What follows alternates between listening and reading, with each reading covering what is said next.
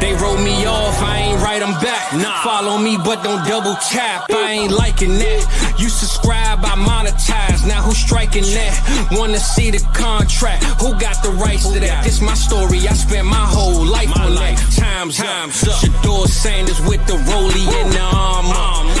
I could do this shit with my eyes closed. The main attraction don't come at me with no side show. I'm selling high, they wanna buy low.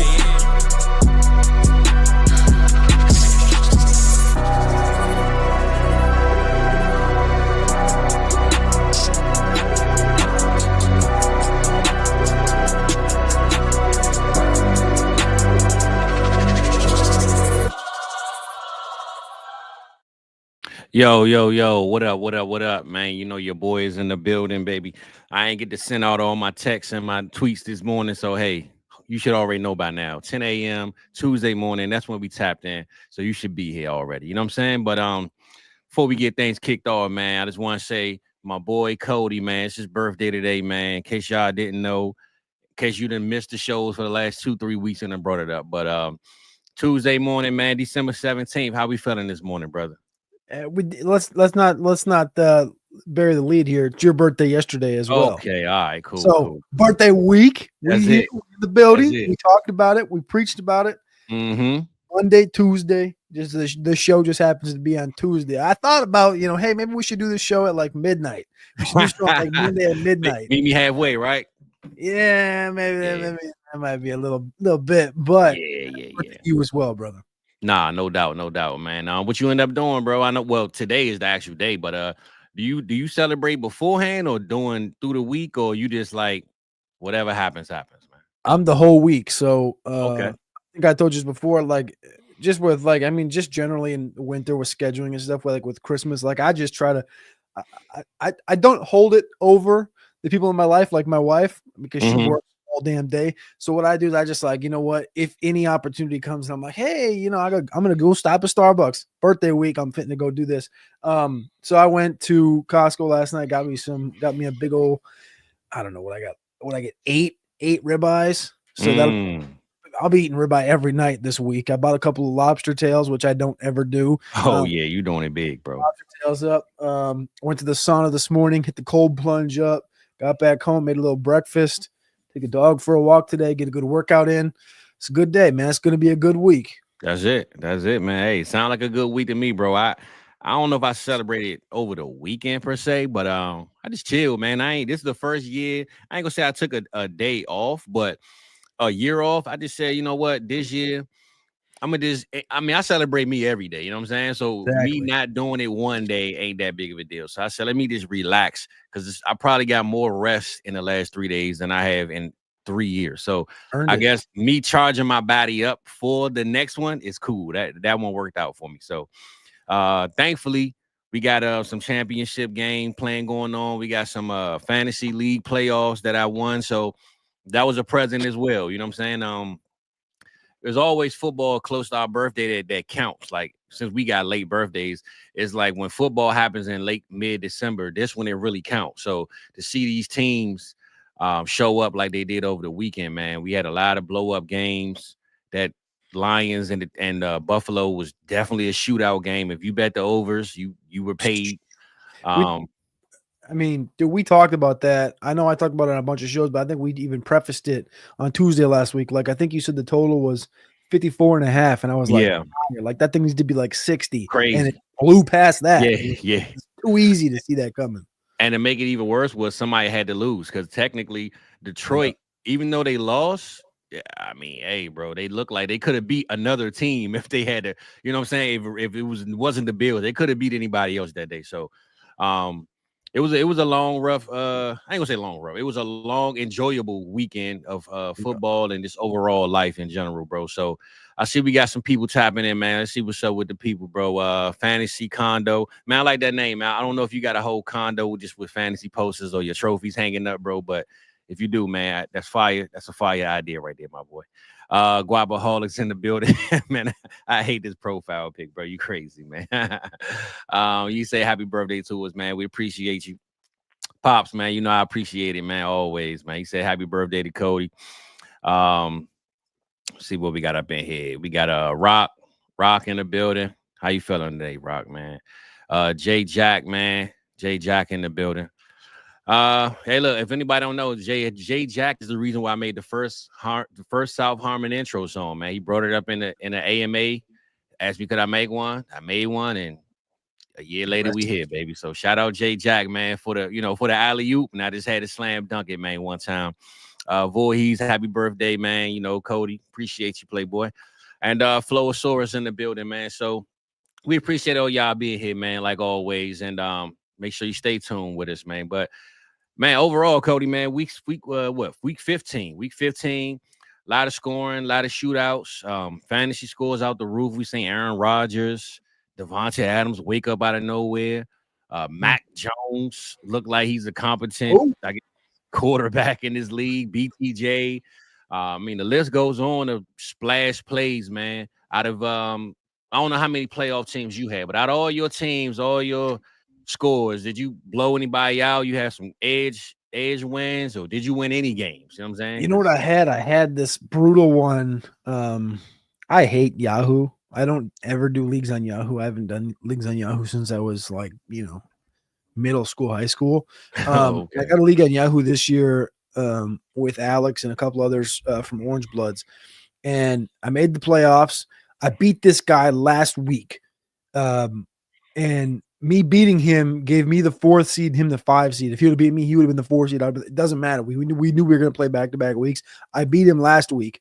This week, he was projected to beat me by 5 before the week started. So that was just based on the projections over there. I had Jared Goff, got me a 46 burger. He had like James Conner, got him 38. Gibbs got him 28. We went into Monday night. I was projected to beat him by 10, 161 to 151. I had Rome, Bijan, Drake London, Darnell Mooney, and Vikings defense. Damn. And I think I needed something like I think it was like 58 points. Okay. And Mooney got me a goose egg, which was great. Vikings defense got me 8. I'm about to say London scored. Drake London, Drake London did a little bit. I mean, he got me 14, so that's 22. Bijan got me 14, so that's 36. And then Rome got me 6, so that was 42. I ended up losing. I ended up losing by 15, and obviously that you win that quarterfinal game, get you into the semis. That's when you get into the money. So I dropped that game, played that guy back-to-back weeks, dropped that game. Wasn't really that tight, but heading into Monday night with all of those coming off of the weekend, I had Goff and Malik Neighbors who put me in there for 70 points, and I was this is how we start this week off. It's going down, And make it worse, they played the Raiders, bro. To see the Falcons do what they did last night against the Las Vegas Raiders was just ridiculous, man. Embarrassing. I kept refreshing my screen because I was like, man, maybe I'm behind. Like, why the score is only like 9-6, 9-3, 12? What the hell is going on? Like, I'm sitting here waiting, thinking I'm tripping because I was mostly watching the other game. So I'm going back and forth trying to figure out what the score is. Like, what is, like, am I tripping? But, man, Atlanta just looks garbage, man. They look terrible, bro. How many minutes did you spend last night watching that game? So I was in between. I had the games on my iPad and I was watching TV, but I got tired of using my finger power. So I said, look, we're not going back and forth. I want to say if I had to total it up, I would give it 8 minutes, brother. That's probably about it that I watched of Atlanta. And I went right back to Minnesota, bro. I think one commercial break. I went to the Falcons game. I watched Ruka Row get a sack, and I was like, this game sucks. And then I think like Desmond Ridder made like a deep ball down the right sideline to Michael Mayer, who didn't catch it, even though he was open. I think I was under a minute. I think I turned it on, flipped it back. I was done. I was like, I'm not watching this thing. This sucks. The Viking game wasn't that much better, but their defense was at least pretty solid. And I mean, gosh, I think the Bears ended up 1 for 12 on third down in that game yesterday. That was the definition of why they ran the ball pretty well. It was interesting listening to that game, and the announcers, Troy Aikman and Joe Buck, they were like, oh, the Bears have been able to run the ball quite a bit tonight. And, they're moving the ball down the field. And I thought to myself, yeah, because the Vikings want them to run the ball. They want exactly literally running the clock off, like you're running time off the clock running the football. Oh, the Bears have run for 100 yards tonight. Yeah, that looks. I'm like, keep on running it. They don't care. You can't score. You get down to the red zone. You like the Vikings defense. I'm texting. I mean, you guys know I'm from Minnesota and stuff, and been to a lot of games. But I was texting my brother and my his dad, and they both go to all the Viking games, and they're like, "This is one of the best defenses the Vikings have ever had." And they're saying this is an all-time defense. And I go, "This defense with Brian Flores. I mean, it's got like Fabian Moreau, Dwight McLaughlin, undrafted, like all these like no-name dudes." And like there's always like the Steel Curtain, the New York Sack Exchange, all these defenses. Like this defense from Minnesota, dog, the unnamed assassins. Yeah, it's just a bunch of dudes that you're like, wait, that guy's playing football on that defense, and it's like, Jonathan Grenard. No disrespect, he's a really good edge rusher, but he's not like Max Crosby. He's not well known like that. Andrew Van Ginkel, obviously not well known like that, but dude's got damn near double-digit sacks. Like this is a interesting defense.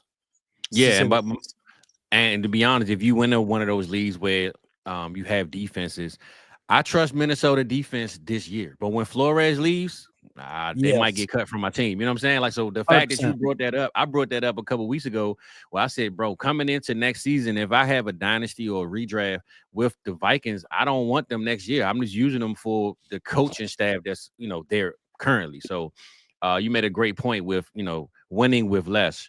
And shout out my boy Hater Maker, man. He said we must be some youngsters because he's 41. His birthday was the 13th. So shout out to you, brother. He said it's just another day.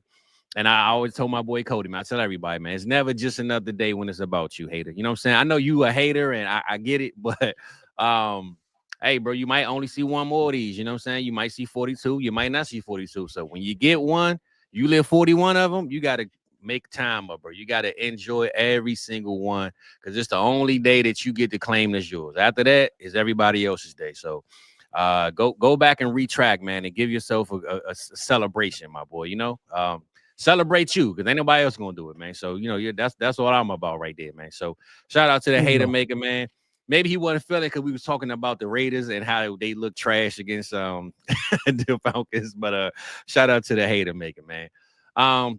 But yeah, Cody, man, we're gonna just have some fun today, man. Switch it up, mix and mingle, Kris Kringles and all that good stuff. So overall though, over the weekend, I'm gonna go team for team, game for game, but I say, what was your biggest take from each team, playoff team? Forget the bums that's not into it and going back and forth. Out of your biggest playoff team view, who you think looked the strongest, looked the weakest coming in? Because right now we almost literally in that point where if you ain't a playoff team, we gonna watch the games, but we're not really checking for you in a sense. So out of all of the top tier teams, did anybody in that wild card area boost their way up? Anybody from the top tier kind of come down a little bit? What's your take on the top teams in the playoffs? We can go with NFC first to kind of so maybe not top where my thought starts because we just talked about Buffalo and Detroit. I think Detroit's got a ton of injuries, so I can't really judge them. I mean, they stuck it strong and they got a bunch of defensive injuries. Aleem McNeil, Carlton Davis, they lose David Montgomery, who coincidentally that defense, bro, they lost like 8 players on defense alone. Including, I mean, the whole defense is kind of in shambles right now, so they might have peaked a bit early, but still a very good team. I think they're going to be just fine. Philadelphia, I think that's a conversation that could be had, but the team I want to kind of talk about here is Tampa, because Tampa, a team that obviously started out 4-2, went into a brutal stretch where they lost to Baltimore in a high scoring game, Atlanta in a tight game, Kansas City in a high scoring game, and then they had San Francisco at the end of that they lost to by 3. They go into a bye. They come out of the bye in week 12 on the road at the Giants, on the road at the Panthers, home against the Raiders, and then across country to the Los Angeles Chargers. Very impressed just with Tampa. I know it's not exactly the most impressive 4-game stretch, but finishing that stretch, it's not really done because they have to go on the road again this week, but that 4-game stretch by itself, going to Los Angeles the week after Los Angeles, narrowly loses to the Chiefs, where they many maybe thought they should have beat the Chiefs again. Chargers are a good football team. They're 8-6. Tampa now 8-6, scored 30, 26, 28, and 40 each of the last 4 games. They got Dallas this coming week on Sunday night. Yeah. Then you got the Panthers at home, the Saints at home. Dallas is rather warm right now. I'll say warm. Tampa gets through them. They walk through the Panthers. They walk through the Saints. They're 11-6 going into the playoffs, Fizz. Tampa has the feel of like a giant team, like one of those giant teams that was good on the defensive line. A storyline team that you didn't really. I mean, not granted, we thought had him with Chris Godwin and was there anyway. So it's not like they came out of nowhere. But losing Mike Evans for 4 games, losing Chris Godwin for the year, you definitely pretty much dropped them out of any contention. Even winning this division, right? We didn't think Atlanta would fall this far down. That Tampa with no receiving core will even be this close. And now Bucky Irvin come out of nowhere. They got some young guys. McMillan, he's showing up now. So they like you said, they got storyline feel of the Giants coming in, sneaking into the playoffs, and maybe rattling some cages, man. That might could happen this year. I think that this Tampa team it's very interesting. I don't think it's a great football team, but I think that they have the pieces on defense to potentially make some noise in the playoffs. And if the playoffs obviously went the direction they're going to go, which is Tampa's going to get the 3 seed, they're probably going to pull either Green Bay or Washington in that first round in Tampa. Both winnable games. Both winnable games, and then you'll have like a Philly matchup, and the Philly matchup will be tough. But I did read a report this morning of Chris Godwin. So it's a slow grind for sure, but like anything else, it just takes a lot of work. There's murmur that potentially if they make a playoff run, he could return some point in the playoffs. Because again, it wasn't like a torn ACL, it was a broken ankle. So bones obviously recover a little bit different. Those ligaments are a little bit different than your standard knee. Also, Mike Evans, he's becoming – I know it was 1 game here that he went nuclear on.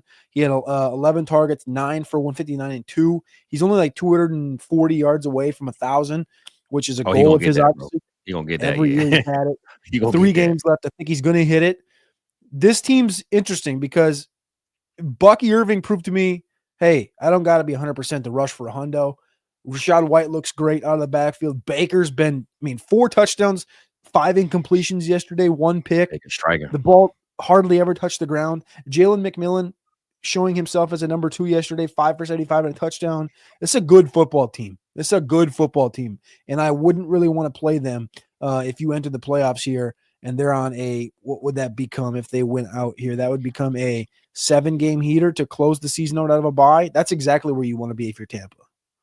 Yeah, like you said, man, Baker's out there striking. I was trying to put up, I want to say he was QB3 on the week in fantasy this week. So if you look at what he's working with, and like you said, the Chargers is a good team. He didn't just beat some 2023, 2022 Chargers team. This is kind of the real deal Chargers team in a sense. And he walked them. He dog walked them. So I'm liking what we're seeing out of Baker, man, and the Bucks. If I had to bring up a team, bro, and I know, hence I'm a homer, but I got to bring up the Commanders, man. And the reason why I'm going to bring them up is more so of what I've been trying to say, like through the years, through the weeks, I'm sorry, how they kind of been winning games that they were supposed to win, but their schedule kind of fit how they were winning those games. And the Saints was a winnable game. I'm not saying that they should have lost this game, but it seems like they went on that 3-game losing streak, and then they beat the Titans, to kind of break that. Now they're going up against the Saints, and they kind of had a battle with the Saints. But these are when you get battle tested. I'm not saying that they should have smoked the Saints and walked them, which they probably should have with Hayner as a quarterback. But I'm saying things are starting to get real. Crunch time is there, and you can kind of tell that maybe it could be fatigue. It could just be the Saints is tired of people, just stomping on them in their hometown. So regardless of what it was, I looked at that game, and I'm not taking a notch off the Commanders. I'm more so just taking the expectations off of the team to them just clearly being one of the best teams in the NFC. Well, they one of the best, but I'm just saying Philly kind of bridged that gap. Like they were, I guess, 4 or 5 weeks ago, a little closer with Philly. But you can kind of tell after this week, man, that Philly, Jalen Hurts said it. This is what y'all wanted, right? Like, you wanted us to throw the ball, we threw the ball. So they kind of showing now that, hey, it's that time.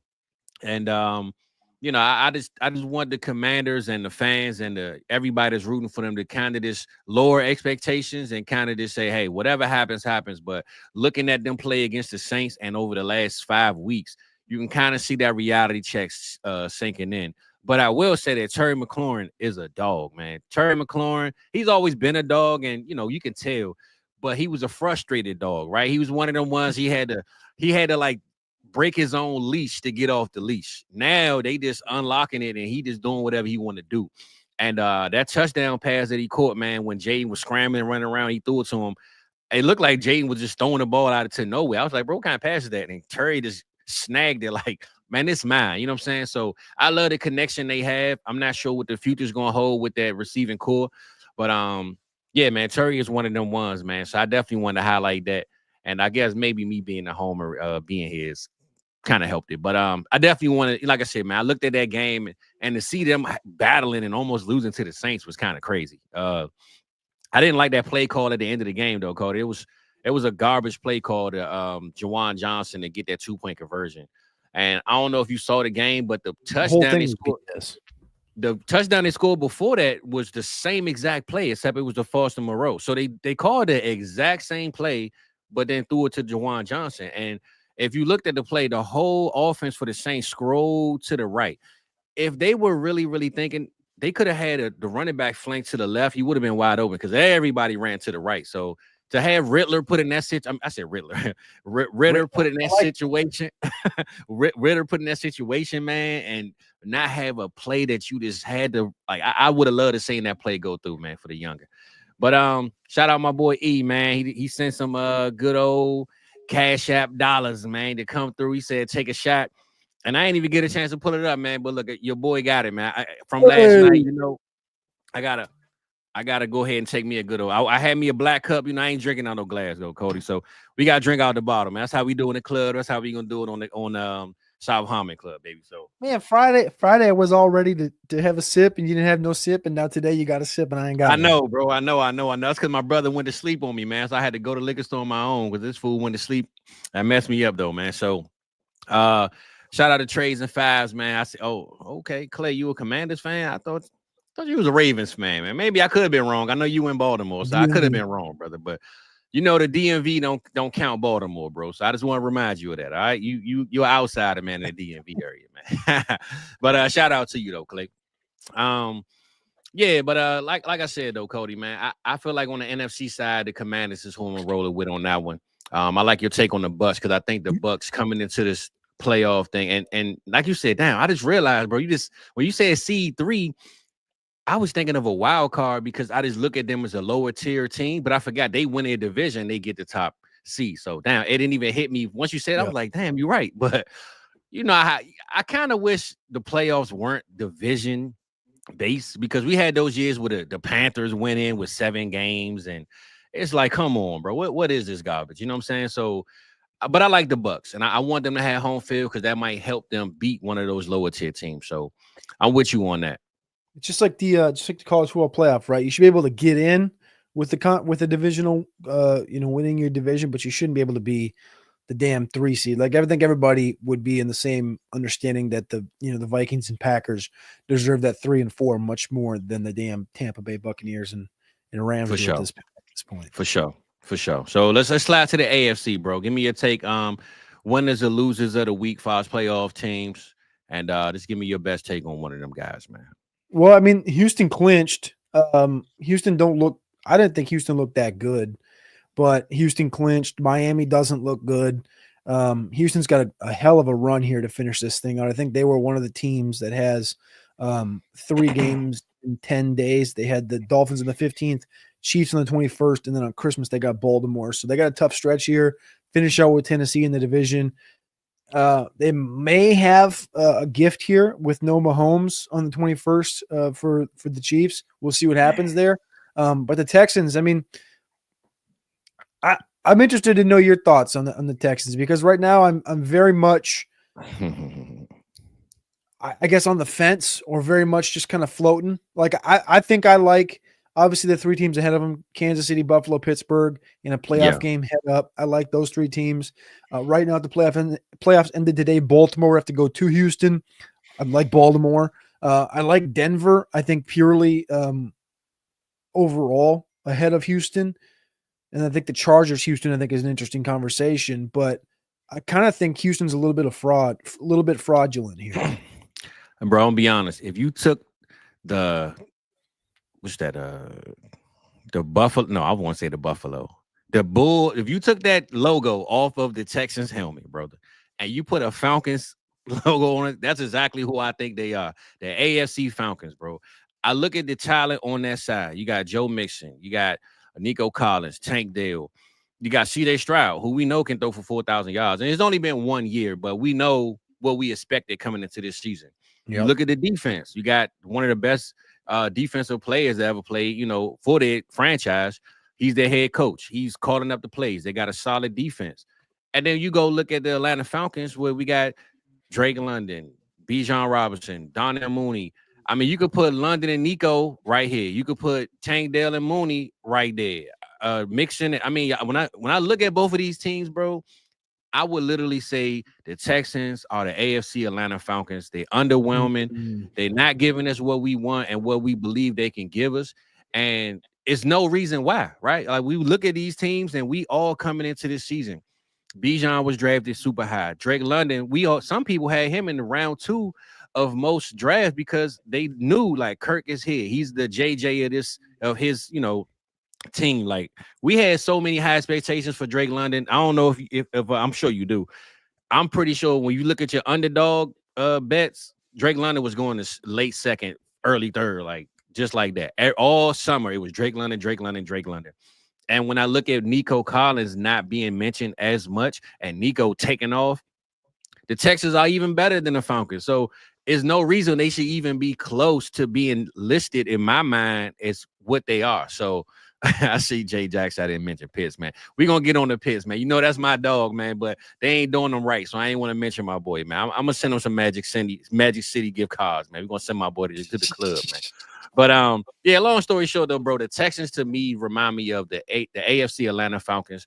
Underwhelming, a team that I had so many high expectations for, and I'm getting so less of work from them. And it's pretty sad to see. If they weren't in this division in the AFC, I'm not even sure they would make the playoffs. At all, to be honest with you. Question, same division. You got the Colts. The Colts pretty much got handled against the Broncos after the Jonathan Taylor incident where he drops the football on the goal line. Because at that point, I can't exactly remember what it was, but I think it would have made it 17-13 or 20-10, or I can't remember which, 17-7, something like this, right? The Colts would have went up, and it felt like the momentum was going that direction when he popped that runoff. It ends up going the opposite direction. Denver, field goal, touchdown, pick six, touchdown. This thing gets out of hand quickly.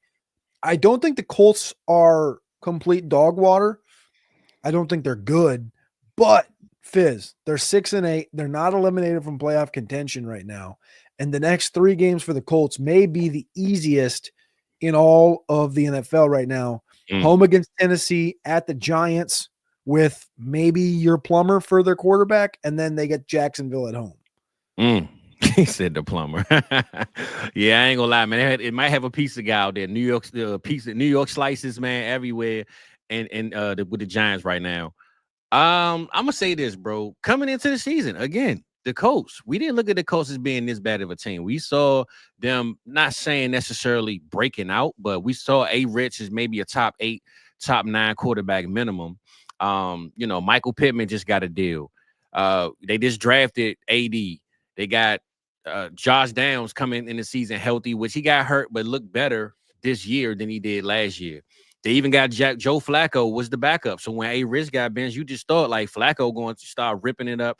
JT, I mean, they have so much talent on this team, but again, they're underwhelming, man. And I mean, you look at their defense, bro. I know if you want an IDP league, you got at least 3 or 4 of their linebackers alone on your team. So, yeah, man, when you just look at this Colts team, bro, as much as you gave me the schedule and it looked like a cakewalk they're going to find a way to. I'm not saying they're necessarily going to lose one game, but they're going to make you think that they should have lost one of these games because they might mess around and make DeVito or whoever the quarterback is in the Giants look like a real quarterback, and we're going to be sitting here wondering what the hell the Colts going to do if they go up against Lamar Jackson, Pat Mahomes, Josh Allen, like.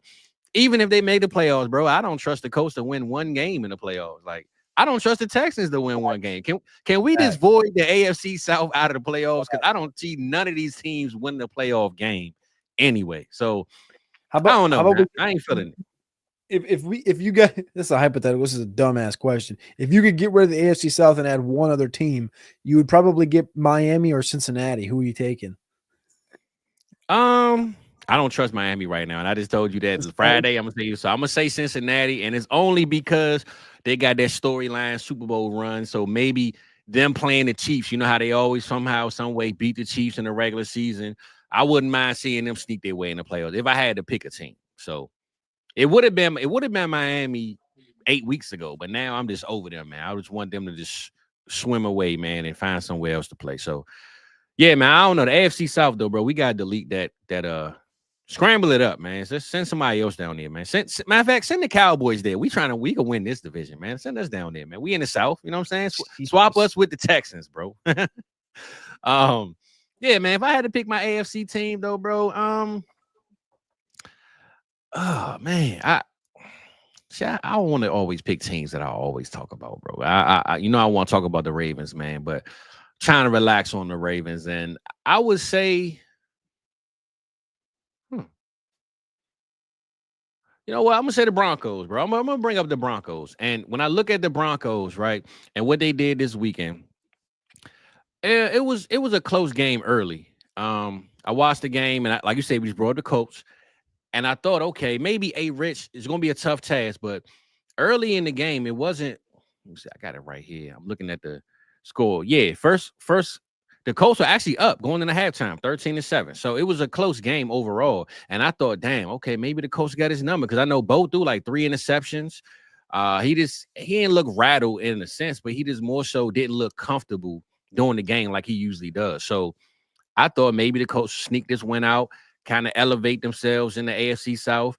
And then in that fourth quarter, man, Broncos put up 21, and it was a wrap. And I just think right now, I'm not saying I believe the Broncos are a Super Bowl team or nothing like that, but I will say if they make the playoffs somehow, some way, and they play against a Baltimore Ravens, well, no, they wouldn't play because Baltimore. I don't know if the Baltimore Ravens win their division, they would play them, but they probably wouldn't if they don't. So let's just say they go up against the Steelers, right? Say the Steelers win a division, they play against a team like the Steelers. I believe if Russ show up against the Broncos like he showed up against Philly this weekend, the Broncos can beat the Steelers, bro, in the first round of the playoffs. No question about it. I believe the Broncos is the Tampa Bay Bucks. Now, just how I'm trying to compare the divisions, conferences. The Broncos are the Tampa Bay Bucks of the AFC. They got a lot of momentum behind them. They got a lack of depth on their roster, but it's all just gelling. It's all mixing together, bro. And these are teams that you don't want to play on a bad day. You know what I'm saying? Like to beat the Bucks in the NFC, you better have a good day at work. You can't show up with a stomach ache. Ain't no Jordan flu games against the Tampa Bay Bucks, bro. You know what I'm saying?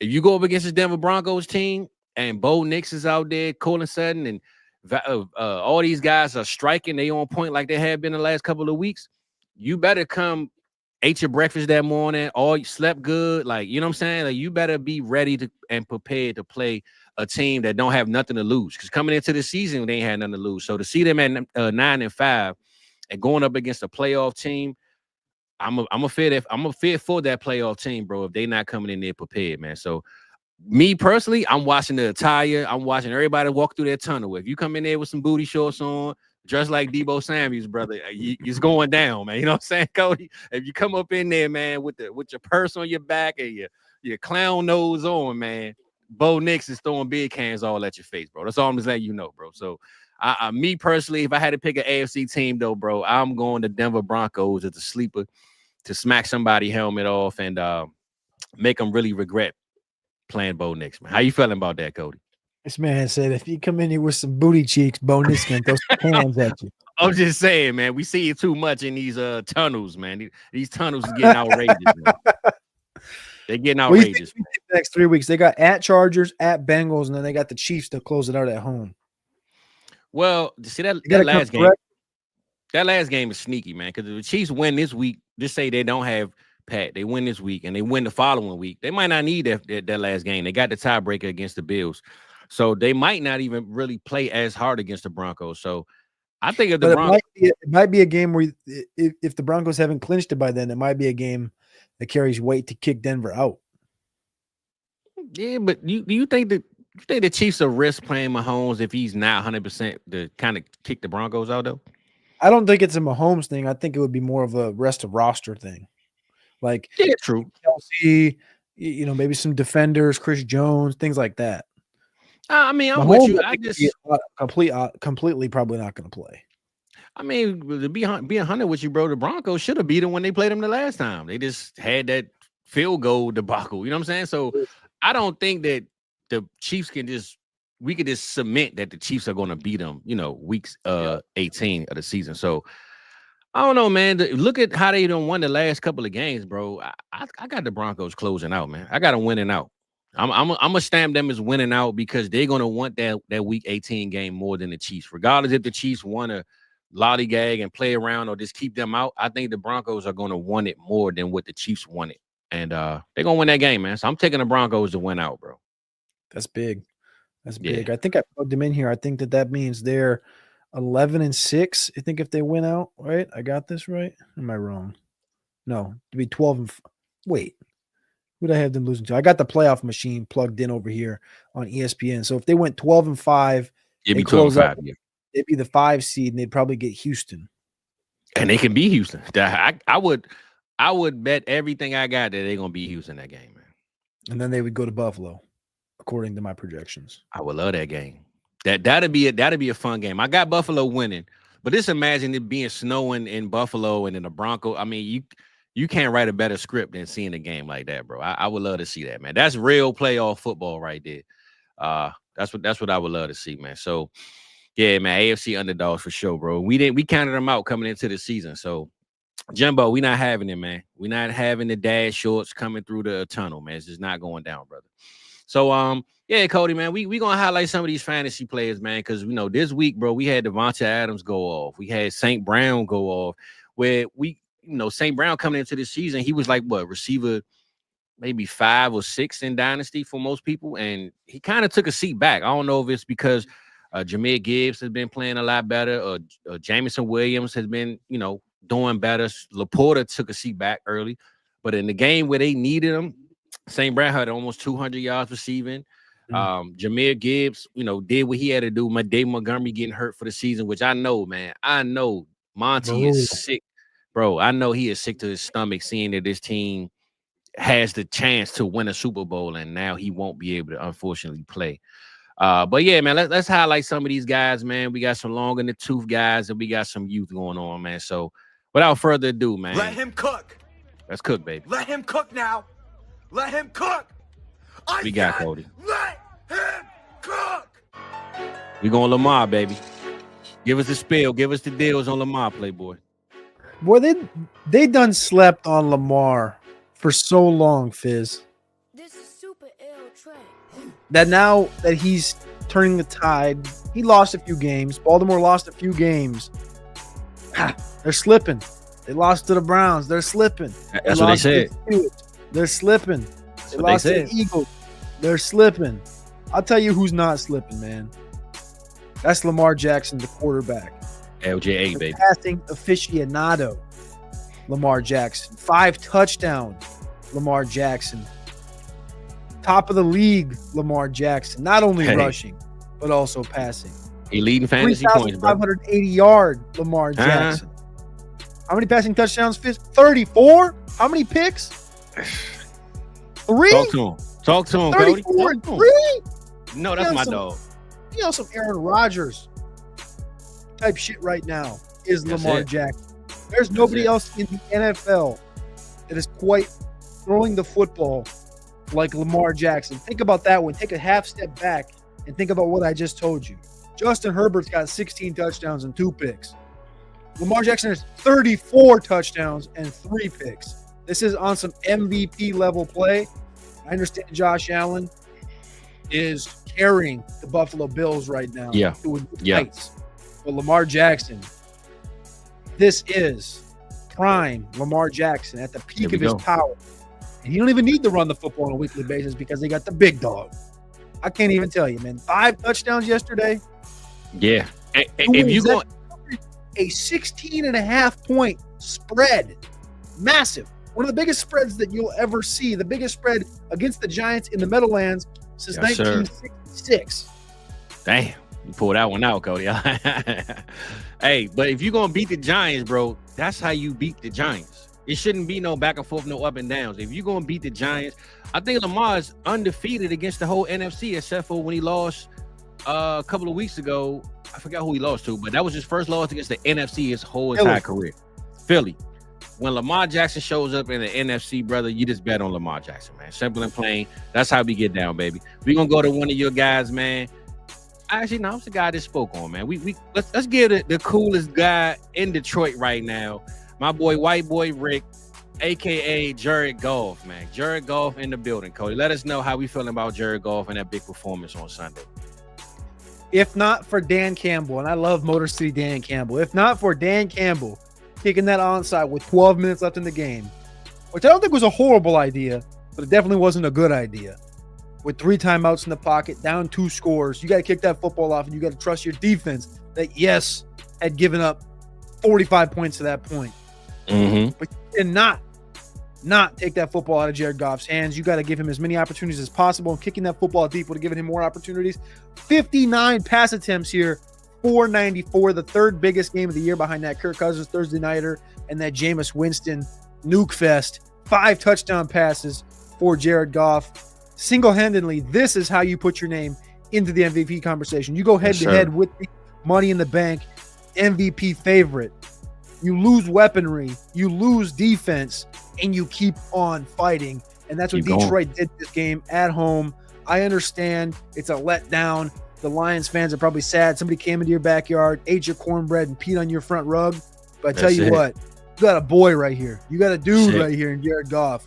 120 passer rating, 5 tugs, and he's going to keep on fighting.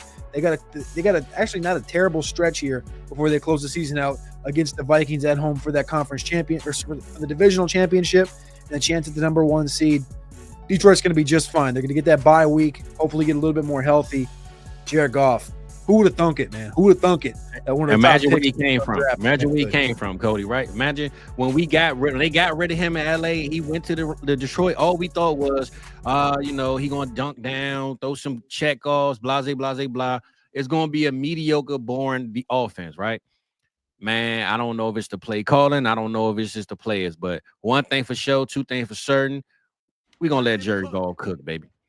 And moving on, we're going to keep it in Detroit, man. We're going to keep it in Maserati Rick, a.k.a. St.Brown, baby. St.Brown, let us know, man, how the boy cooked up this week, man. 100-something yards. Was that 193 in the tutty? 14 receptions, Cody? Is that his biggest game of the season? Cooking. Biggest game of the season. This is the 5th biggest game of the season by any wide receiver in the NFL. Of course, we had the Chase and Judy game for 200. Davonta Adams goes for $198 this week for the Jets. Jamar Chase at 193. Amon-Ra St. Brown at 193 on 14 catches. Every time you looked up, it felt like you were looking up at Amon-Ra St. Brown catching that football. The season may not have started how we wanted for Amon-Ra or Laporta, but that's because Gibbs was a factor. That's because Jamison Williams was a factor. And now there's Montgomery, who's banged up. It's gonna become more regular that we get these Amon-Ra St. Brown games down the stretch. So continue to play him. He gave you $160 4 weeks ago. He gave you $112 earlier this year against Minnesota. $120 against Tampa. Amon-Ra St. Brown is hashtag elite, E-L-I-T, elite, and attached to Jared Goff. Now with a banged up backfield, we're going to see even more pass attempts. Maybe not 59 again next week and the following week. We're going to keep on seeing this, and Amon-Ra St. Brown is going to continue to cook just as he has throughout his entire career. First 63 games, 410 receptions, 31 touchdowns, exactly a half a touchdown per game throughout his career. Amon-Ra St. Brown, he does is cook. He back, baby. He back, baby. I got two more for you, Cody. We're gonna keep it with the old school. The old school one time. We got my boy Davonta Adams, man. That boy took the Jets off this week. I don't know if they still they might not even have landed yet, man. The boy took off at the airport. He been gone since. He went off this week, man. Aaron Rodgers finally woke up. I don't know if it was we tired of people clowning us every single week or whatever the case was, whatever the mood was for New York. But Davonta Adams reminded us all, man, that he is him and he is here, man. So let us know about D Adams, man, one time, bro. How we feeling about him this week? Closing in on 1,000 receptions in his career, 4th amongst active players. Travis Kelce, DeAndre Hopkins, Keenan Allen, and Davonta Adams are racing towards that 1,000 reception marker. He's 61 away right now. Davonta Adams, he does this. He's up to 860 yards in the season, which in my mind, I guess I he did have good games as a Raider, but I hadn't even thought like, oh yeah, he's going to close in on 1,000 yards this year. But here he is again this week, back-to-back 100-yard games, back-to-back 9 reception games, 3 straight games with a touchdown for Davonta Adams. It took a couple of weeks for these guys to get that connection back, 3 for 30, 4 for 54, etc. Then they get cooking against Houston. They haven't won a lot of games, but Davonta Adams is going to pass that 1,000-yard marker again for the 5th consecutive season, 6th of the last 7. And the one season in there that he did miss it, he had 997. So he's right there. Davonta Adams, he's been cooking his whole career. He's 32. Next year he's going to cook. He's going to keep on cooking as long as he wants, because this is the mold of a Larry Fitzgerald and a guy that can play for 3-4 more years. Davonta Adams stays cooking. That's it, baby. So we're going to close out with another old schooler, one that's chasing the record. We know he's going to get it. 200-some yards away. We just spoke on him earlier, bro. And we're going to talk about the good old Mike Evans, man. If you put your 1,000-yard bet in, I don't know what the odds were then. When he got hurt, I'm sure they probably changed. But I don't doubt one doubt in my mind, bro, that if you got Mike Evans on your team in fantasy for the next 3 weeks or next 2 weeks going into the championship, he's getting 14, 15 targets a game, bro, over the next 3 weeks. No questions asked. They're going to get him that 1,000-yard record, bro. What you think about Mike Evans this week, man? Going forward. 100%. He needs 251 yards. That's 83.6 per game. 83.6 yards per game. He averages 14.4 yards per reception throughout his career. On a per game basis, he averages 75.3 in his career. He literally needs 83 per game.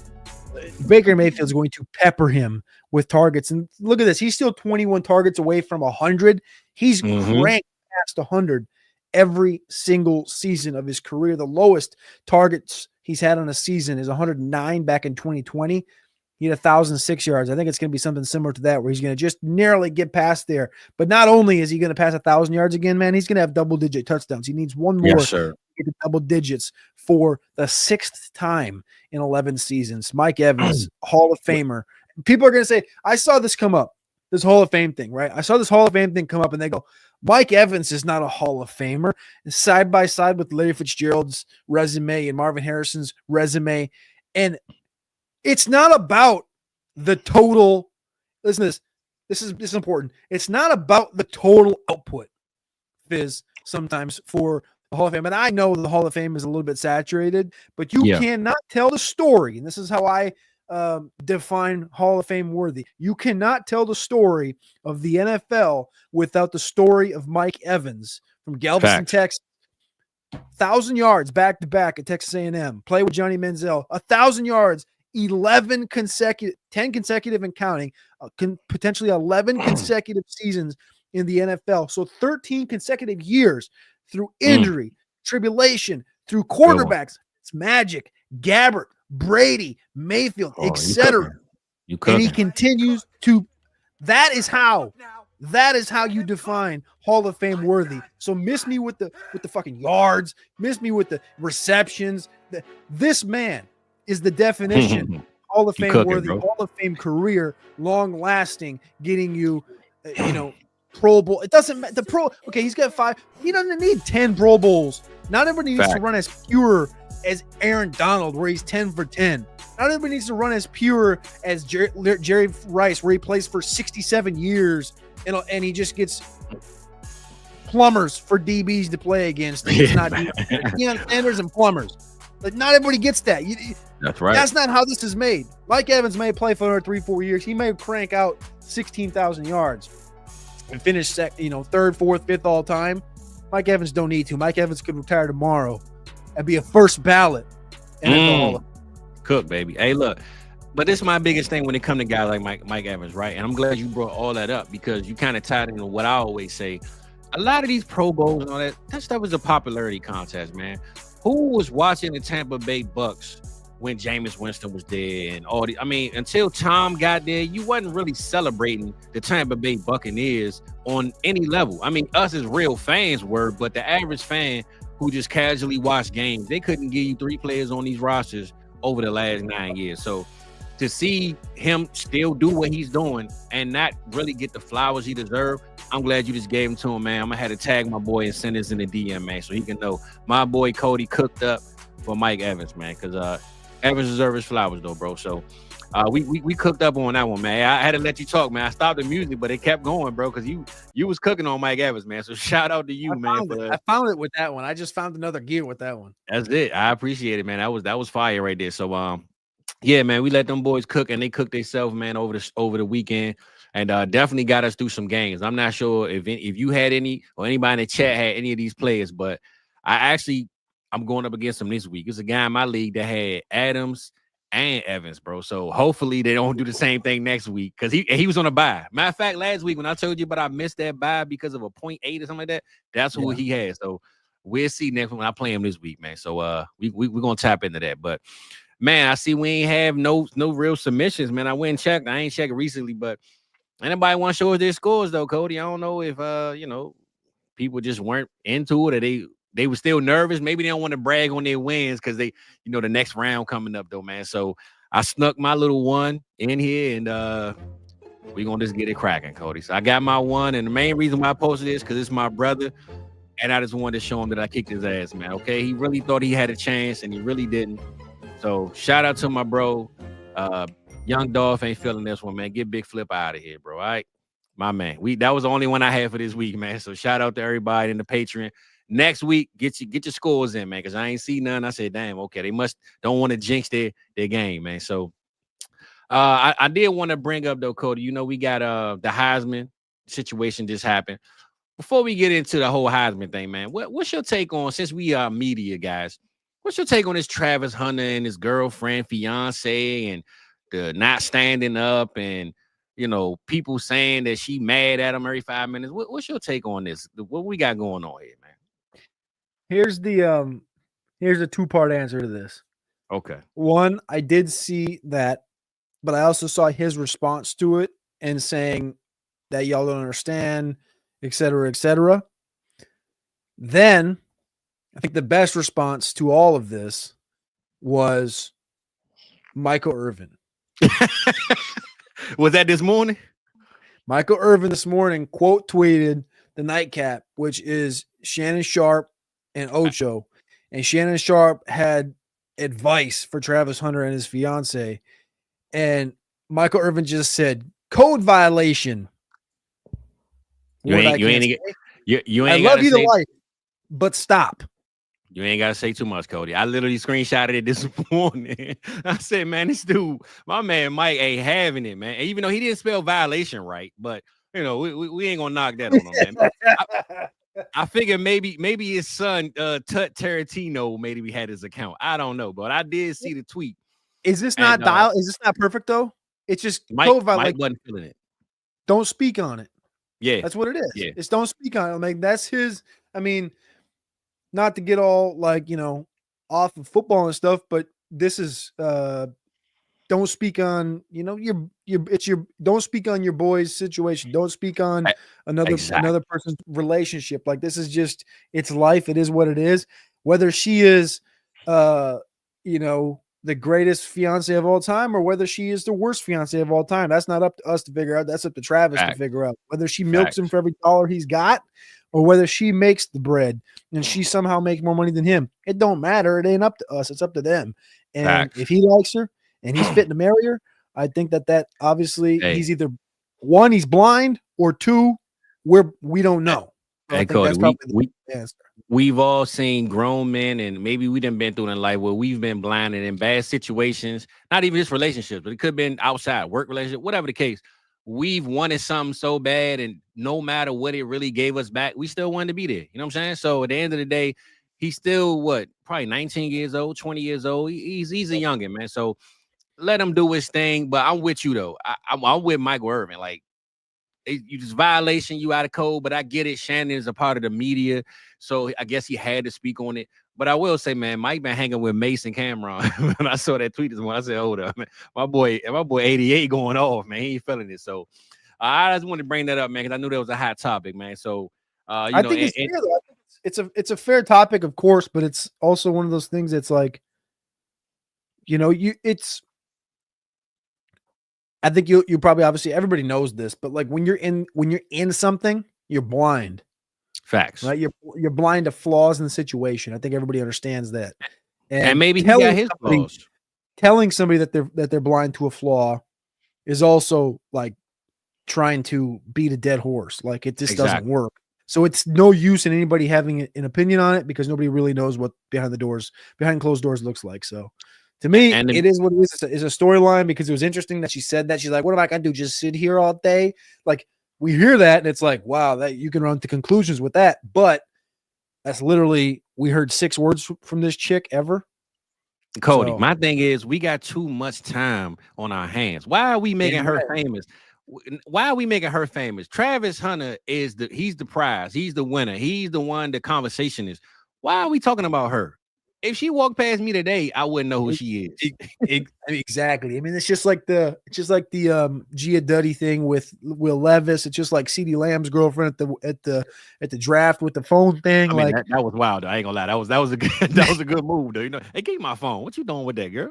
You know, I got him coming through the DM on draft day. You tripping for sure. Here's the interesting one. Here's the interesting one. Part of this is where I'll go with this Travis Hunter thing. I didn't listen to her 8-minute escapade or whatever the hell it was yesterday. Yeah, I didn't either.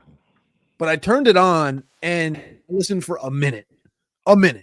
And I got to a point where she said, when me and Travis got together, or when Travis DM'd me on Instagram, I ignored him for 3 months. And it wasn't because I was trying to figure out who he was. It was because he was dating somebody and her name was in his bio. And so I waited, because I'm not a homewrecker. I waited for them to break up before I replied. And I'm thinking to myself, this is just maniacal brain thought here. Go ahead. If he's trying to cheat with you, what makes you think he's not going to cheat on you? Listen, but he the prize right now, bro. So hey, I'm just saying, like her train of thought was being like, I'm with you. I think it's so. I just hate drama with something terrible. But honestly, Cody, I'm not saying you that much older, but we are in 2 different generations of these younger people that, like, social media is how they live. They say every single thing they post, what they do daily. So everybody gets involved. So unfortunately, we at a point where we're all involved in this relationship or whatever it is, because the media is going to drive it to the wall. Yep. And I mean, she can smile, and then people going to say it's fake. And then when she don't smile, they're going to say she ain't supporting. So it don't matter what she do. She always going to be the enemy, unfortunately. So it is what it is. If he man enough and strong enough to deal with it, the good thing is he got a guy like Coach Prime around who going to definitely show him the ropes. Like, hey, man, listen. He probably already gave him the conversation like, hey, you're going to probably have plenty more of these. But if you really in love with her, enjoy it. Don't make no big thing out of it. So it is what it is, man. I think Dion probably told him to figure that thing out. Oh, for sure. He ain't worried about it. I mean, he tapped him up, told her to stand up. So it's just something I want to bring, because I know that's been the conversation. But let's skip past that and get to the reels. I made something, man, since it was our day, man. I said, you know what? Let me hook us up, man, with some real. So we're going to finish the rest of the show out with this good old border right here, man. So, it's our birthdays, man. I got to do it right. We got to celebrate something. I mean, my boy Trav is celebrating the Heisman. So let's celebrate us, brother. You know what I'm saying? So, we knew he was a clear winner. Was it any, not that you had, but do you think any whispers in the rooms about maybe he wouldn't have won it? You think that could have been a possibility if somebody felt a different way on voting day? Yeah, I think that I think it was the closest. Gosh, closest. Yeah, I did. It was the closest voting. Yeah, it was something like that. Yep, I read that. Since what year was that? Since what 2009 was that? Mark Ingram. I was trying to. I heard this the other day. I mean, it's gonna take me 5 minutes to freaking find the tweet. Nah, But you it was good. You good. the closest closest vote since something like a decade and a half ago, whatever it was. I Mhm. think Genty obviously like. There's no argument that he didn't deserve it. He deserved to be the Heisman Trophy winner. Yeah. Hunter just deserved it a little bit more. Yeah, That's for kind of sure. where I draw For the sure. line right there because For sure. we can talk about this on end, but for me, what it comes down to is one guy did it against Power 4, one guy didn't. One guy did something that quite literally we've never seen. We've seen guys go both ways, but not dominate. Yeah, he played like Prolifically. almost 90-some% of snaps every single game. He never took a break off, like ever. Yeah. And the Genty thing is like we've seen that before, but it was actually at a higher level and it was Yeah. actually in fewer games. And I was mad impressed. I think Genty's great, but I think there's just levels to it. And I think that if Genty would have been, this is going to sound stupid because you can theorize it and be like, well, if Genty was at Oregon or if Genty was at Texas, Yeah, he would have broken it and he would have done more because his offensive line would have been better, but he also would have had better competition. for sure. So, and you could also say if he would have went to Oregon or Texas and rushed for just 2,000, not 25, 2,000, Yeah. he probably Yes. wins it. That's not Yeah. a bad Good argument. point. Good point. But I just think there's levels to it, and the situations are situational. And Genty's obviously deserving, but Travis Hunter is just a different breed this year. For sure. For sure. So do you think the lack of competition would be kind of a bad thing for Genty on draft day? Like maybe they might look at it and says, well, he's a great guy, great runner, great athlete.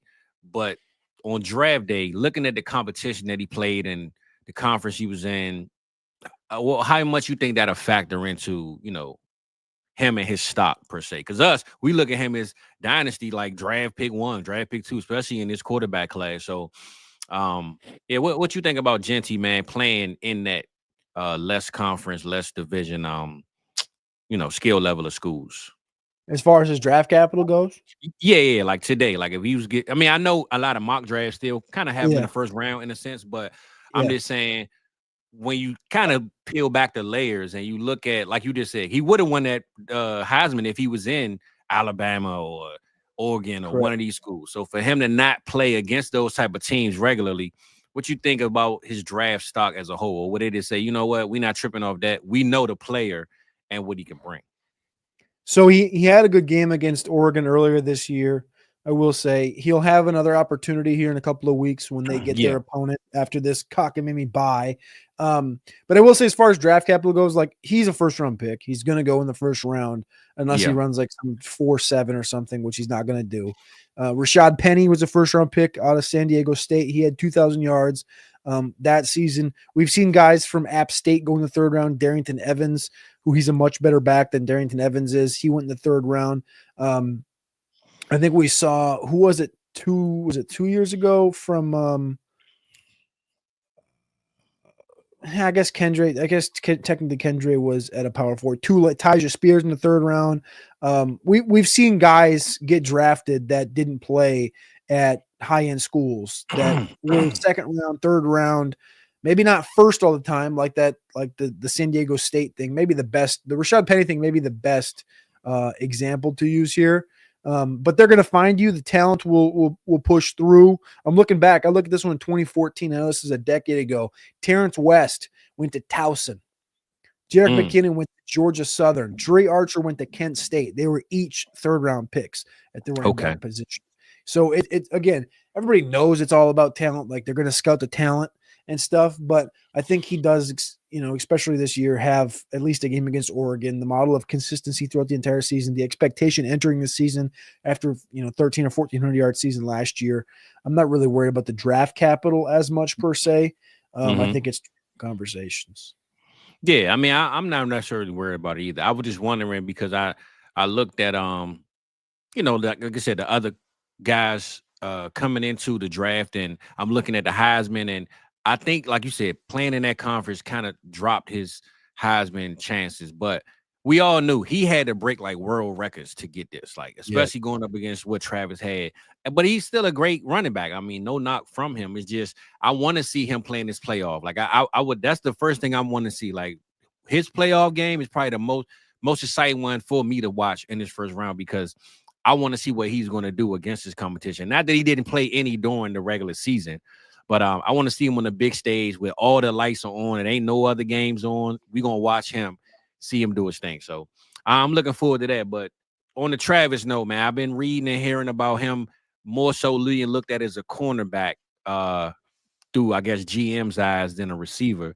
And me knowing him being around prime time saying, hey, receivers get all the money. Cornerbacks ain't making the money. So coming into the draft, what you think he going to press the issue on wanting to be more? And I know he want to play both sides of the field, but do you think it'll come down on draft day where he's like, hey, if you ain't playing me at receiver, don't draft me? Like, you think that could be a possibility? I think it'll be. I know receivers obviously get a ton more money, but like even the high end corners are getting 20 million. I think Ramsey and Surtain got 24 million this last cycle, but I know receivers obviously clearly 10 million more than that. With Jefferson and Lamb, I don't think Hunter is a Jefferson or Lamb per se at this current stage. I think he has that in range of outcomes if he just played receiver, but I'm not sure he can do that at the same time as playing corner. However, at corner, I do think when you look at Travis Hunter that he can fulfill a Denzel Ward, Marshawn Lattimore. I think he can 100% play at that level on day one. So, again, teams will tell you what they want to tell you. But I think what they'll tell you is that you need to come in and you need to pick up this defensive playbook day one. Mm-hmm. You're going to learn cornerback. You're going to play cornerback under our scheme. And then after you get through that 100%, we'll put some plays in on offense for you because we know you can play offense. We know you're a weapon. We're dumb not to. And if he goes to the Patriots with the third pick, hypothetically, they need weaponry on offense. So I don't think he won't not play offense. I think the focal point will be cornerback, however, on day one, because I think he's a much better and more natural cornerback from the jump. Yeah. All right. Well, I'm with you, man. I mean, I looked at a couple of dynasty mocks, and I don't know where to take him at, right? I'm looking at Ted. Ted is like the receiver one, and it's gonna be hard to know. Like, let's just say because some leagues, especially in South Harmon, bro, they draft before the NFL draft, right? So it's like, damn, you don't know the landing spot, you don't know where these players going. Like, I don't know how to trust Travis Hunter in a dynasty draft. He's gonna be an IDP cheat code. Yeah, bro. Oh yeah, for sure. But for regular football, is like regular right now. I don't think you can take him in the first round. Okay, all right, I like that. I mean, it's going to be very. I think that's going to be a not polarizing, but I think that's going to be a very not consensus take. Not to take Travis Hunter because they're like the talent of Travis Hunter. He's already done it. He's going to get opportunities. It already is. But it already is, bro. Trust me. You may burn the first part of his entire rookie season with, I'm with you, 16 receptions, which isn't shit. But IDP leagues, he's a cheat code. So you might get, we can kind of IDP leagues is the 101. Yeah. Hey, listen, I'm gonna tell you right now, I can guarantee you it's gonna be more IDP leagues created just because people won't want to draft Travis Hunter and try to figure out a way to make this work. You know what I'm saying? Just to have fun with it. So I can see that happening. So I guess, man, before we close up out of here, Cody, we're going to go AFC, NFC, man. Let's talk some Super Bowls. I wish it would have got that damn yellow balloon out your face, brother, but we ain't going to keep you up too long on it. Super Bowl, AFC, NFC. I'm looking at these three teams. Did I miss a team or am I tripping on the NFC? Let me see here. You got the Vikings, Lions, the Beagles. You got the Bills, Chiefs, Steelers, and Ravens. Man, I think this is pretty straight. I think who I'm missing? If I'm missing, I mean, I ain't want to. I could have went 4 teams, but I look at the NFC right now. I know you a Packers guy sometime, but I'm a damn Packers guy. I like the damn roster. I don't like the fucking Packers. I hate the fucking Packers. All right. My bad. So I just look at the NFC. The NFC as these 3 teams: clear, cut, dry. I think Green Bay is interesting. I just don't think they can.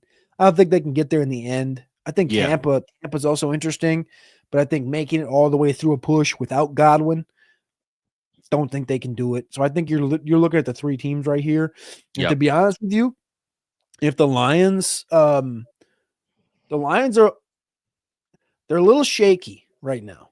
They're kind of right here. And to be honest with you, going into Chicago next week, the Chicago team is not good, but they can run the football. Yeah. And they're going to throw it 1,000,000 times in Chicago. It's going to be a cold game, day game. And they've been playing in the dome. They've been playing in the dome all year. I think the last time they played outside the dome was against damn, I just talked about this last night. Who did Detroit play? November. The Packers. But that wasn't a cold game, though. Those are not cold games. Otherwise, every game they've played this year, every single game has been indoor. That's the only game they've had outdoors. Yeah, bro. And they had a beautiful schedule. Let's look at the Chicago weather. I bet you it's going to be like 20. Oh, yeah. Let's see. Sunday. They had a beautiful schedule, man, for sure. 22nd. That's Sunday, right? Sunday at noon in Chicago. It's going to be 24, 20% chance of rain, 5-mile-an-hour winds. So it's going to be probably freezing rain too. Yeah. Colder than hell. Should be all right, but it's going to be colder than hell coming off of that loss. Then they got to go to the Niners on Monday night of week 17. And then they got the division championship at home. Not a easy, it might sound easy because it's the Bears and Niners, but that's not an easy little run out there before you get to finish with the Vikings. This Lion team could crumble a little bit here. And I love the Lions, but they could crumble here. And we could be looking in the eyes of a Viking Eagles rematch, an NFC Championship rematch. What's that? 7 years later now? 8 years later now? It's been a while because Diggs was in Diggs and Case Keenum. He was in Buffalo for a while. 17. So yeah, that was a while ago. And so I think that seems right. Yeah, it makes sense. I think I brought this up before though, Cody. My mother had Super Bowl tickets to that Super Bowl when the Patriots played the Philly in Minnesota, but we didn't go. She got them. We was free. Yeah, bro. We didn't go. It was snowing so bad, and I was scared I was gonna get stuck, bro. It wasn't my team, but I damn sure should have won. Now I think about it, I should have risked it all, bro. I don't know what I was tripping on. But, yeah, it was a bad because I knew people that went and they got stuck. They had to stay like an extra 4 days. They couldn't fly back, so it was like I kind of was glad I didn't go. But damn, to go to a Super Bowl, I think. I think I missed out on that one, bro. They get stuck. The weather wasn't that bad. Nah, they got stuck, bro. It was bad out there.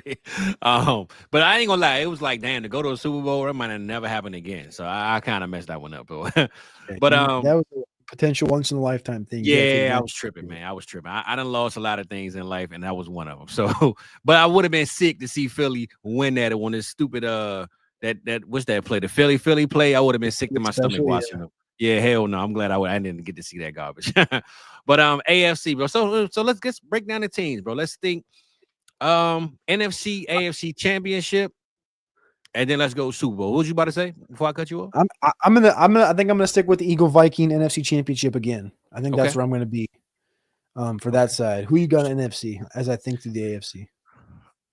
And I don't want to be biased, but I'm gonna say Minnesota and the Lions, bro. Minnesota and the Lions. I just don't think I always say this about Philly. It's no knock on Philly. This week they showed us that, okay, we can't throw the ball. We can't move it. They played against a tough Pittsburgh Steelers team that they probably should have struggled against. And they went out there and dominated that game. So I will give them that. But when it comes to these 3 teams, I'm going to just go with the coaching. And I trust Minnesota and Detroit's coaching more than I trust Philly coaching. It had nothing to do with the roster construction, nothing to do with the team and how they playing. I'm going to just trust that coach is going to call that play, the Philly special, or one of those type of plays at the end of the game and say, damn, bro, that was a hell of a call.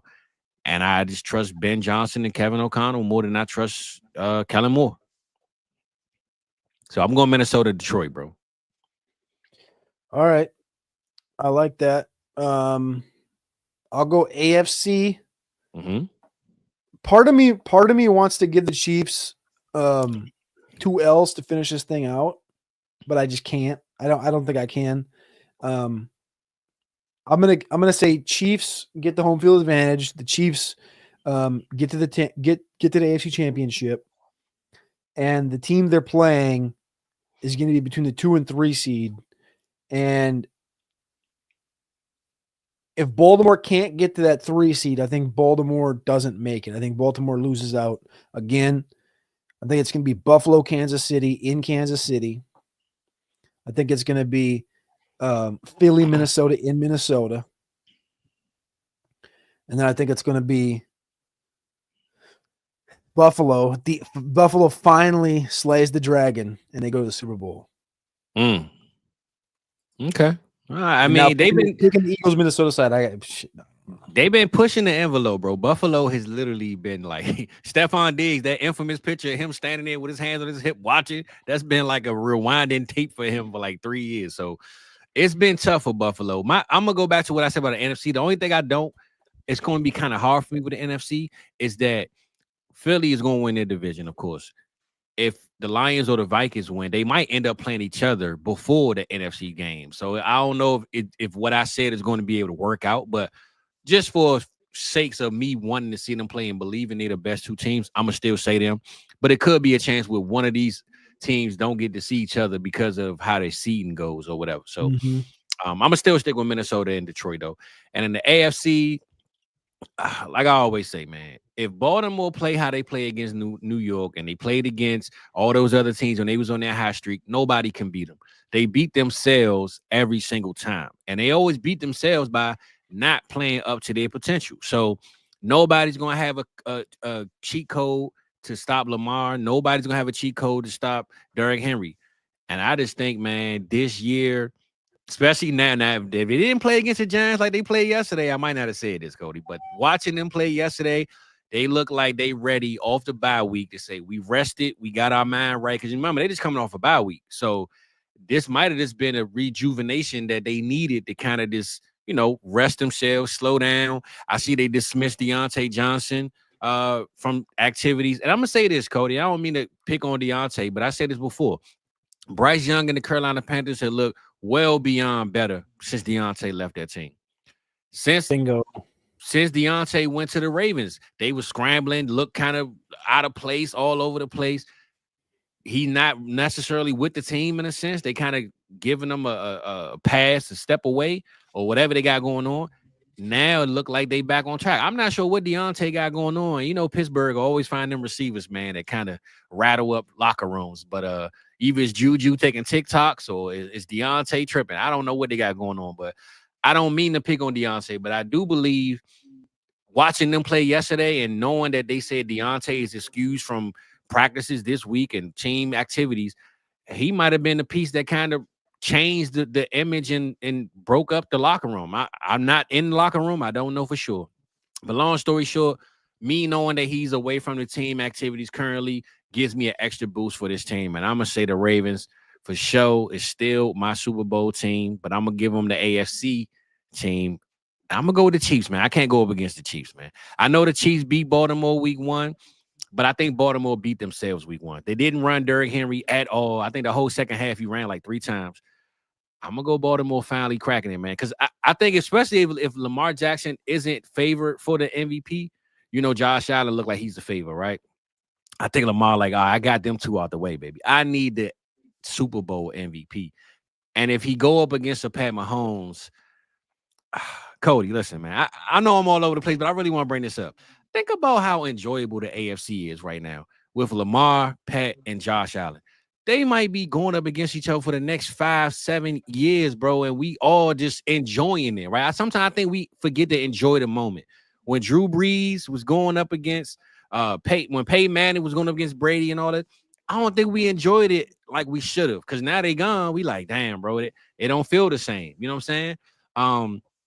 You got all these quarterbacks, bro, that had these back and forth. Aaron Rodgers in his prime, Drew Brees in his prime. Like, you kind of forget to enjoy those moments because when they gone, bro. These players get old, they become analysts or whatever they become, it's over with. So I think right now is the time for us to enjoy Lamar, Pat, and Josh Allen, man, and really celebrate these 3 dudes and what they doing for their franchises. And just enjoy the moment, man. Whatever one of these teams win, let's just enjoy it. I'm not a fan of the AFC anyway, so let's just enjoy it. I don't care what they do on that side of town, but I think we got to start enjoying and embracing these careers. Because like you brought up about Mike Evans earlier, you know, he's the least talked about as far as Hall of Fame go. But when the same people that are not talking about him and discrediting what he does, once he retired, they're gonna be the same ones. Oh, shout out to Mike Evans, man. He was one of the greatest ever, one of the greatest Buccaneers.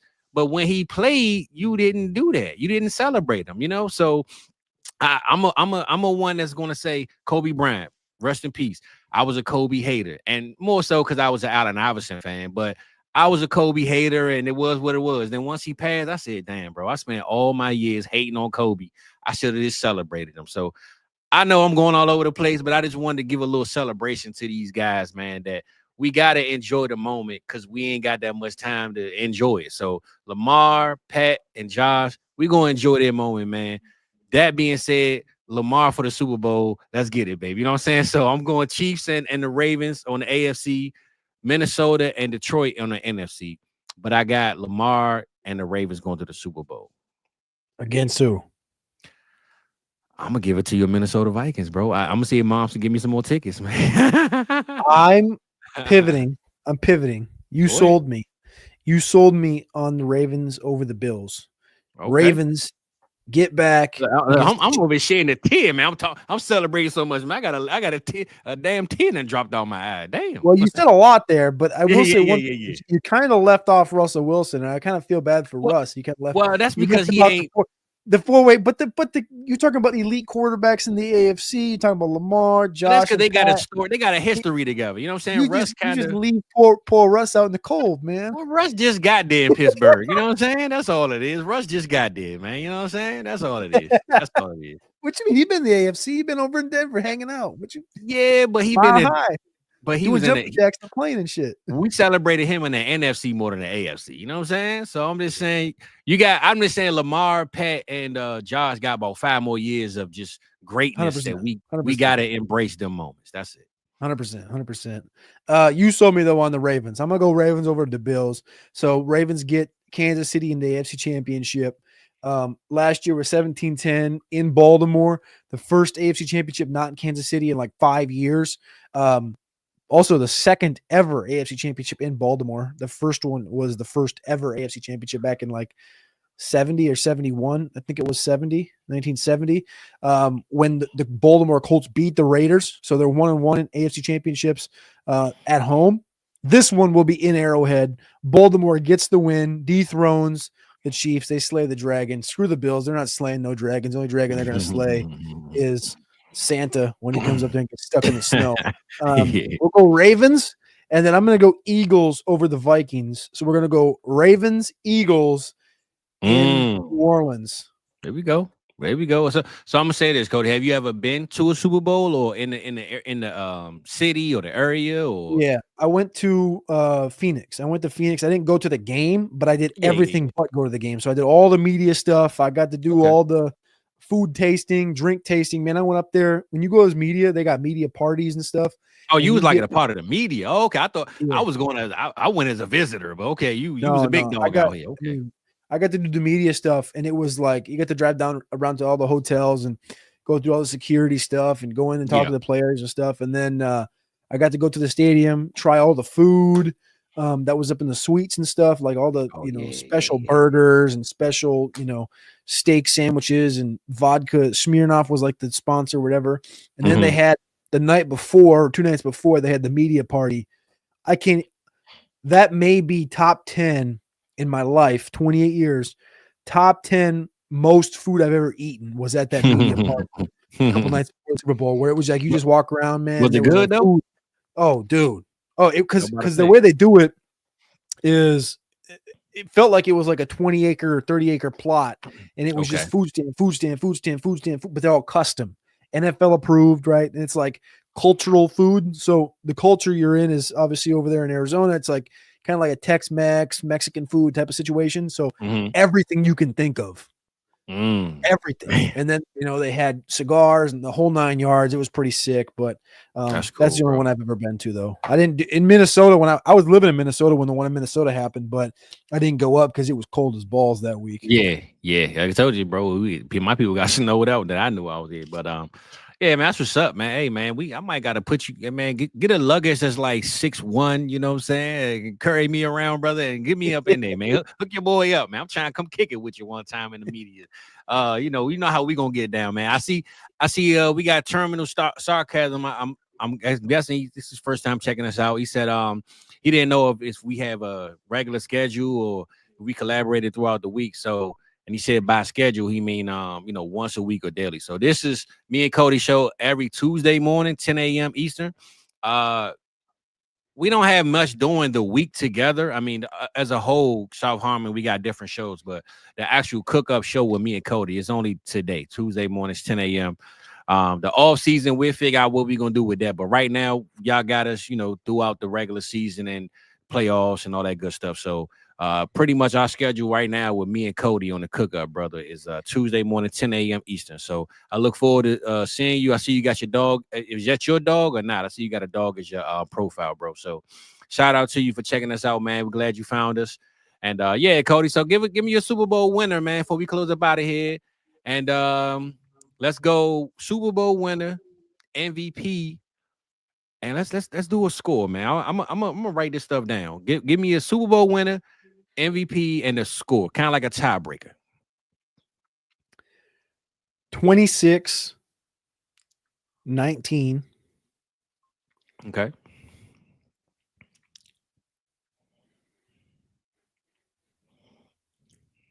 Eagles win. Okay. MVP. Saquon Barkley. Slim Reaper. Oh, Slim Reaper with 140. hey, hold up, Cody, man. Don't do that to me because that's my dog, man. I get a lot of slack from Philly fans. They always say, you love my team. Nah, I just love the players. I don't love y'all bums, but damn, you got all my players, man. But Slim Reaper? Slim Reaper 140 and a tug. Don't do me like that, Cody, because then I'm going to have to go. Hey, Cody, I'm going to tell you this right now. Those odds are really hard to really, really meet that standard, right? I say this live on here, man. If the Eagles go to the Super Bowl and the Slim Reaper puts up 100 yards, he only got to win the MVP. He put up 100 yards. I'm going to buy a Kelly Green Slim Reaper jersey and wear it live on the show, bro. I will proudly wear Davonta Smith, Kelly Green jersey on the show if they go to the Super Bowl and my boy hit 100 yards. What's that logo on your chest? Oh, this is the Cowboys. So look, this was a birthday gift yesterday. So I said, let me show out a little bit, man. So I know. I just had to make sure we get that clip up. The clip is you saying, look, I'm gonna get a Kelly Green and then go like this and show that cowboy. So I lost the bet to Mike last year where I had to buy and wear a AJ Brown jersey, but I ain't rocking no doo-doo brown, man. I bought the Kelly Green one. I wore it, but I wore a ski mask that show, so I didn't show my face. And then right after the show, I gave the jersey to my brother. So I literally spent $100 and gave it away. So I never wore it again. I don't want no parts of it. But I'm letting you know now, if Davonta Smith hit the Super Bowl and get 100 yards, your boy is buying a jersey and I'm wearing it. 100%. I get it, E. Listen, bro. I get it, man. But I'm gonna be honest with you. I always love the players more than the logo that they wearing, bro. So Davonta Smith always been my dog. It hurt my feelings when we let Philly trade up to even let them draft him. I would have rather the Giants they did it. We the reason why Philly have him. We traded with them to let them get him. So I couldn't believe we let it happen, man. But Davonta Smith is my guy, man. I love that guy. So shout out to him. And I see we got Terminal Sarcasm he said he in the building, man. He said he locked in with us, Cody. So we appreciate you showing up, bro. That's your dog, Lacey, man. Jeezy, where you at? People want to see you, man. Me and Cody, we got dogs too, man. So we a big dog family, and we big dogs. So shout out to you, Terminal Sarcasm, man, for coming through. Cody, man, I guess I'm gonna get mine before we get out of here, and I'm going. Of course, Baltimore Ravens, and I'm gonna go Ravens versus Minnesota Vikings, brother. Minnesota Vikings, man. Purple Bowl. I think Sam Darnold gonna really make y'all wonder: should we pay this guy or should we go JJ? I know JJ is a talk, and I've been hearing how there's no way they could pay Sam because JJ is their guy, and I truly believe that they have the offense to draw up and make JJ look similar to Sam. But if the guy win you a Super Bowl, man, or at least take you there. I ain't gonna say even if he don't win it, taking you there alone, bro, it's like that's a tough pill to swallow. If JJ comes in and looks like QB 18 in the league, bro. That's fair. That's fair. But just a reminder, Case Keenum took him to the NFC Championship. That's just true. Took that L. But did he take him through the whole season? He didn't take him through the whole season, though. It was majority of the season. Okay. All right. You're right. But O'Connell wasn't there, though. It was a different. It was. I ain't gonna lie. Y'all was winning off of hope and the prayer back then, man. I ain't gonna lie. That was all defense. That year, the defense was like one of the best defenses in football. Top 5 run defense, et cetera. That was a Trent Dilfer type of year then. Yeah, he started 14 games. He was 11-3. Okay. Yeah, I remember that, man. Like I said, Diggs, man, we had won that game. New Orleans should have won that game, bro. That was they shouldn't have. Yeah, they should have, bro. That was wild, man. That was wild, bro. I'd be lying if I didn't say we left our seats and we walked near the exit to the seat. There's seats by the exit because I mean, my brother's dad he's had the season tickets for like 55 years or whatever, and he's always glass half empty. So if anything starts to go sour, he's like, all right, man, game's over. Let's walk. Let's beat the traffic. So we get down to the end there and he's like, all right, let's head out. Cause it looked like the game was a wrap. And I was like, nah, man, I'm going to go jump in these seats right here, right on the end. And the rest was history. And that was like, I've done that 2 times in my mind that I know offhand. It's happened a couple other times, but the other time was 2009. In 2009, the Vikings played the Ravens, and they went down. They were up. I think they were up like 33-31 against the Ravens in like week 9. Yeah. They were undefeated at this point, right? They had just done the Brett Favre touchdown against the Niners or whatever.